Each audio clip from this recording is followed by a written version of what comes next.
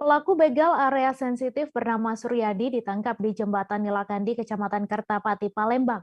Korban berinisial AW diketahui saat itu baru pulang dari rumah neneknya yang ada di kawasan Bukit. Korban mengaku sudah curiga dengan gelagat dari pengendara motor yang ada saat naik ke atas jembatan Musi 2. Untuk informasi selengkapnya akan disampaikan langsung oleh rekan jurnalis Sriwijaya Post, Andika Wijaya, yang kini sudah terhubung bersama kami. Silakan Andika. Saya melaporkan benar telah terjadi aksi begal dada yang dilakukan pelaku yakni bernama Suryadi berumur 32 tahun warga Gandus Palembang.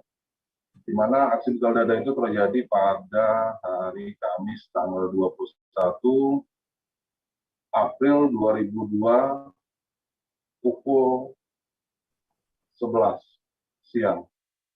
Berawal saat korban Awi berumur 19 tahun, warga Mayor Jen ke Kelurahan Keramasan, Kecamatan Palembang baru saja pulang dari rumah sang nenek di kawasan Bukit.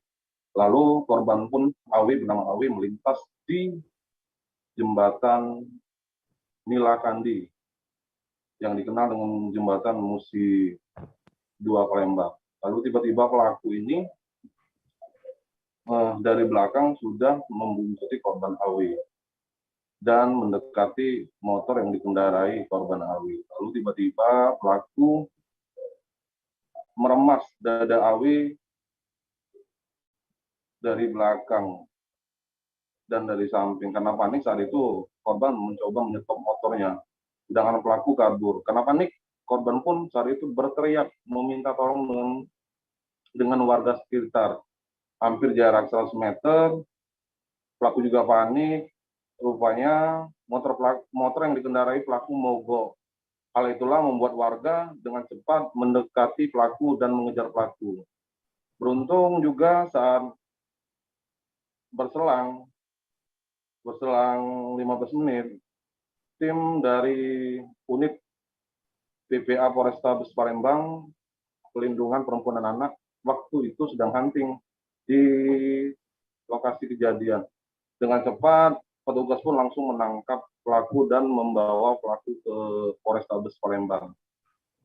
Setelah dibawa ke Polrestabes Palembang, pelaku pun mengakui bahwa aksinya itu sudah kedua kalinya dan dirinya nekat melakukan perbuatan itu karena melihat tubuh korban yang molek.